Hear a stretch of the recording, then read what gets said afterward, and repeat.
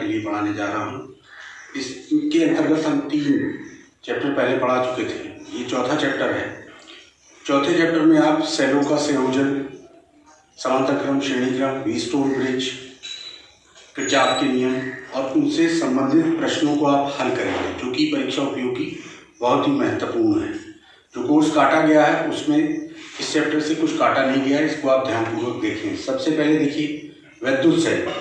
तो किसी परिपथ में धारा के प्रभाव को लगातार बनाए रखने के लिए उसके सिरों पर विभवांतर लगाया जाता है। क्या लगाया जाता है? किसी परिपथ में धारा के प्रभाव को, मतलब जो इफेक्ट होता है आपका करंट का, उसको कंटिन्यूअस बनाए रखने के लिए आपको उसके सिरों पर विभवांतर लगाना पड़ता है। तो विभवांतर कैसे लगता है? और विभवांतर को लगातार बनाए रखने के लिए सेल के साथ संयोजित कर दिया जाता है। जब हम सेल के साथ इसको संयोजित करते हैं तो होता क्या है कि विद्युत सेल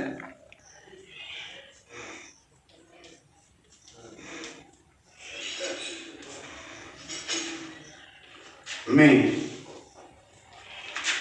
2 इलेक्ट्रोड होते हैं।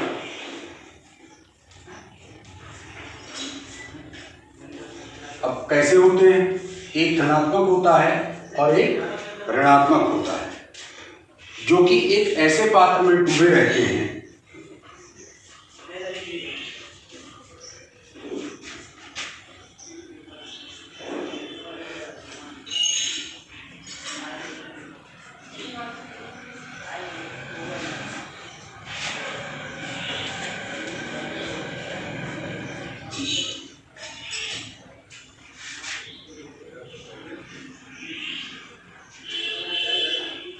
जिसमें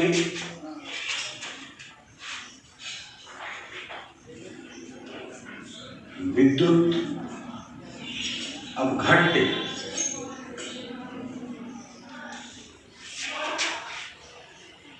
भरा रहता है।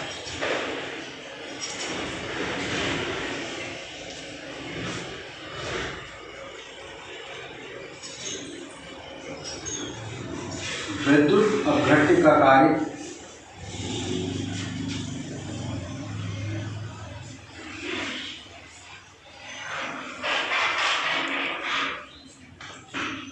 एक प्लेट को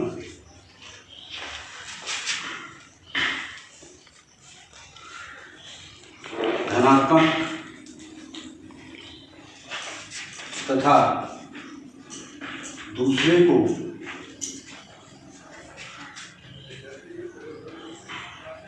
ऋणात्मक बनाना है। अब जो धनात्मक प्लेट होती है, धनात्मक इलेक्ट्रोड होता है, उसे हम एनोड कहते हैं।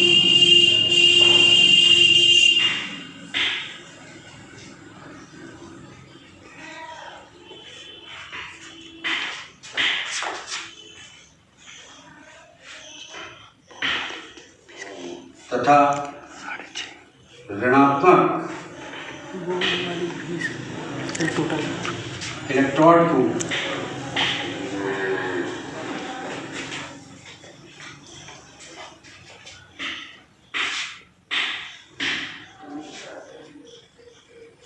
कैथोड कहते हैं।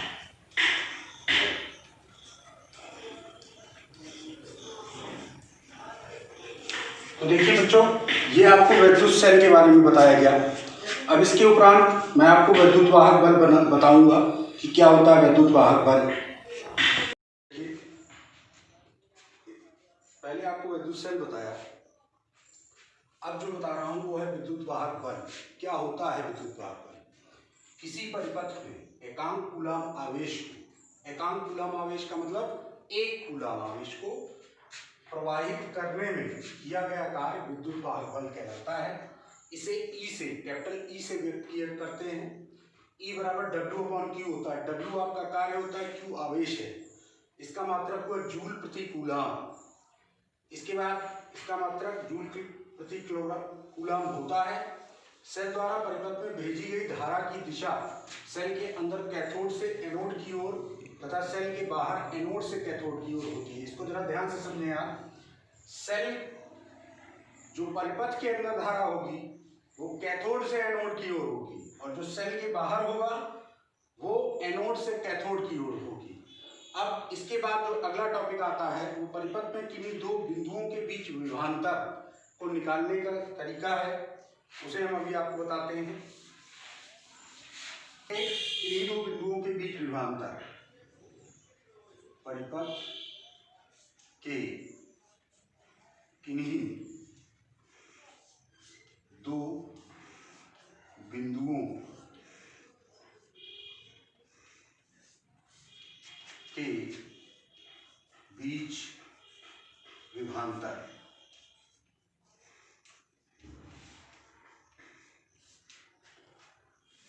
अब इसके लिए एक फिगर है, उस फिगर को आप समझें।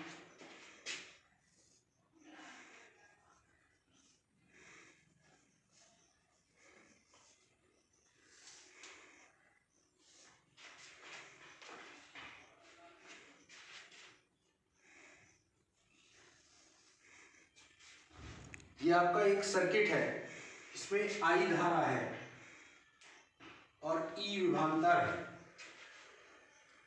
तो धारा की दिशा इधर है तो विभवांतर की दिशा भी आपके इधर है।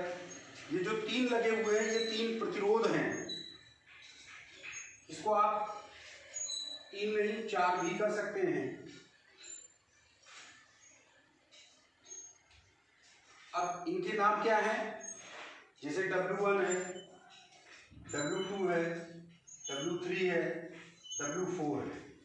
तो जब ये किए गए कार्य हैं आपके, तो इन पर जो कुछ विभवांतर होगा, जैसे ये V1 है, ये V2 है, ये V3 है, ये V4 है। चारों का विभवांतर अलग अलग होगा। तो ये जब धारा ऐसे करके बह के इधर को आई, उसके बाद ये क्रमशः विभवांतर से ऊपर गुजरेगी। तो देखें क्या, जब ये आपने लिखा उसके बाद चित्र बनाया, उसके बाद इसमें क्या है, माना किसी परिपथ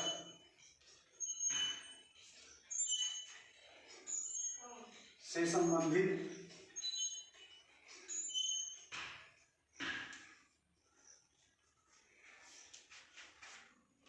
सेल जिसका विद्युत वाहक बल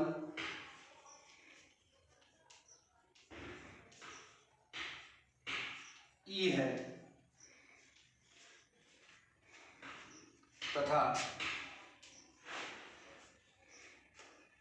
इस परिपथ में Q आवेश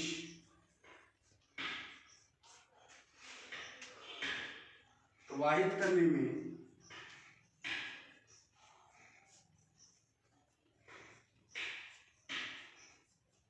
सेल द्वारा व्यय ऊर्जा W है, तो E बराबर W/Q। ये विद्युत वाहक बल की परिभाषा आपको पहले ही बताई जा चुकी है। और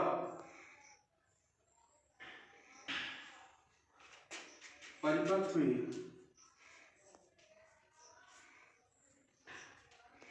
अलग अलग भागों में व्यय होने वाली ऊर्जाएं W1, W2, W3, W4 हैं।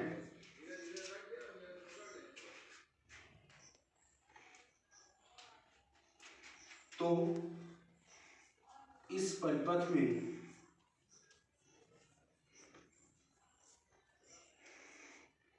व्यय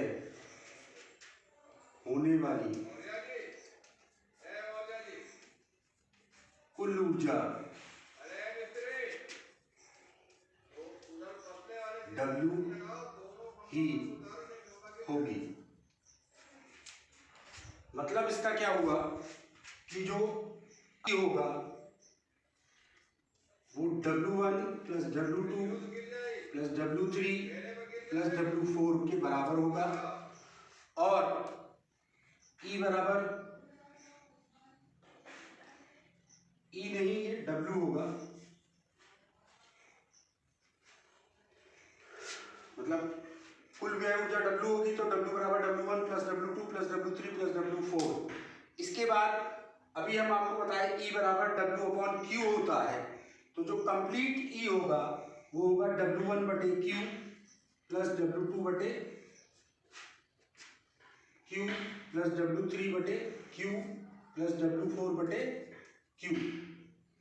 अब देखें W1 plus W2 plus W3 जो था, इसको अभी आपको बताया था हमने, ये टोटल W होगा, Q एलसीएम हो जाएगा, तो कुल मिला के V1 plus V2 plus V3 plus V4 हो जाएगा, यानी जो इनका विभांतर है उसके योग के बराबर होगा। तो इससे कंक्लूजन हमको जो मिलता है वो क्या है, उसको अब आप समझें।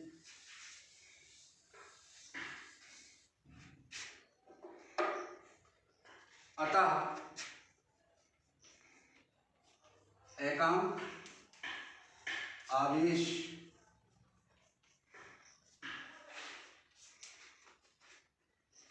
को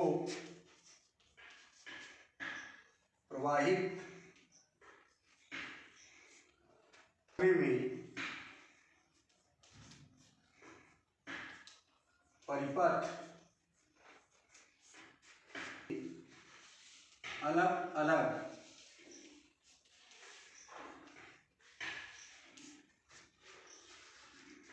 भागों में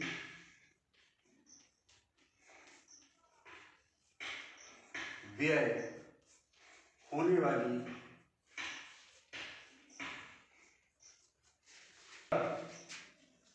कुल ऊर्जा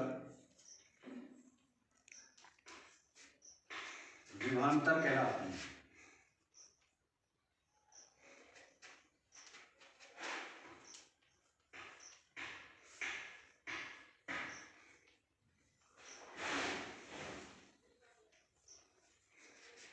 ये आपका परिपथ के किन्हीं दो बिंदुओं के बीच विभवांतर से जो व्यंजक था वो प्राप्त किया गया।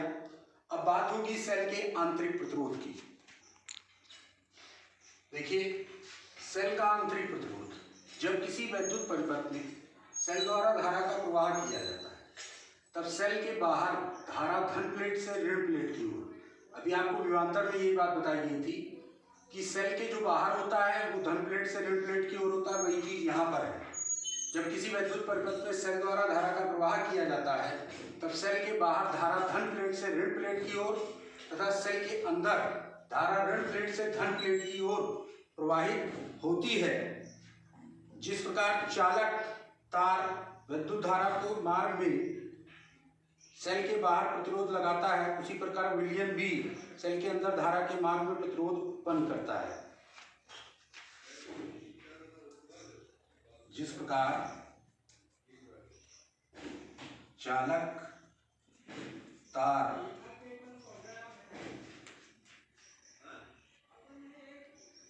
विद्युत धारा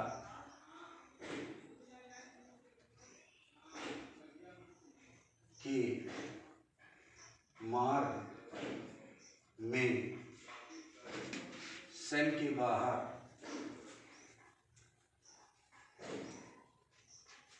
प्रतिरोध लगाता है,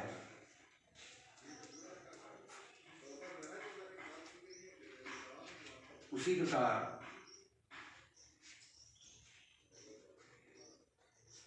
सेल के भीतर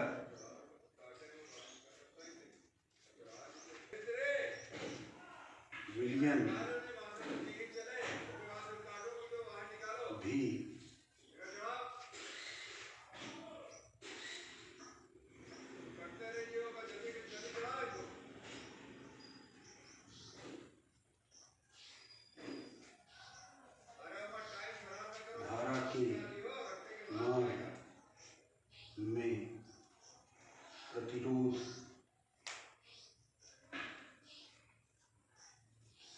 लगाता है।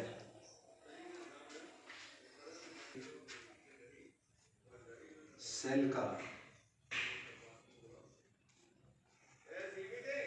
आंतरिक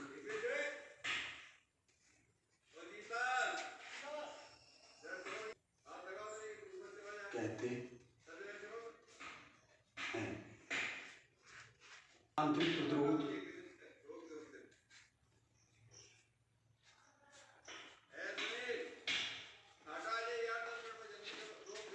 निम्न बातों पर निर्भर करता है। जिन पर निर्भर करता है उसको आप समझें। पहली चीज होती है सेल का आंतरिक प्रतिरोध प्लेटों के बीच की दूरी बढ़ाने पर बढ़ता है। सेल का आंतरिक प्रतिरोध बीच की दूरी बढ़ाने पर बढ़ता है। सांद्रता बढ़ाने पर सेल का आंतरिक प्रतिरोध बढ़ता है। विलयन की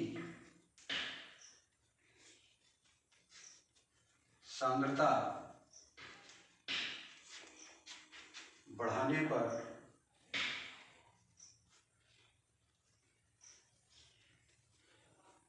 आंतरिक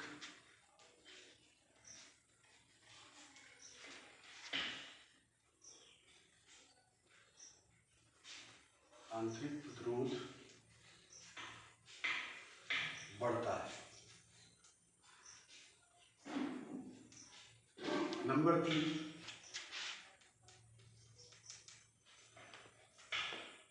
का क्षेत्रफल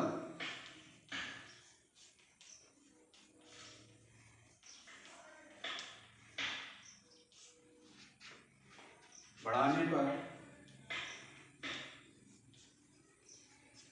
आंतरिक प्रतिरोध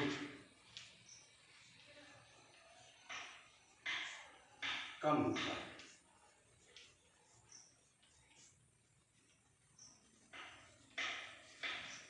तो ये सेल के आंतरिक प्रतिरोध के बारे में बताया मैंने, और अगले वीडियो में मैं आपको सेल के बारे में कुछ बातें और बताऊंगा। सेलों के समांतर क्रम संयोजन, श्रेणी क्रम संयोजन, किरचॉफ के नियम इत्यादि के बारे में बताऊंगा। उम्मीद करता हूँ आप सभी इसे ध्यान से देखेंगे और समझेंगे और इसे अपनी कॉपियों में लिखेंगे भी, जिससे कि परीक्षा के समय में आपको ये मदद कर सके। वीडियो देखने के लिए धन्यवाद।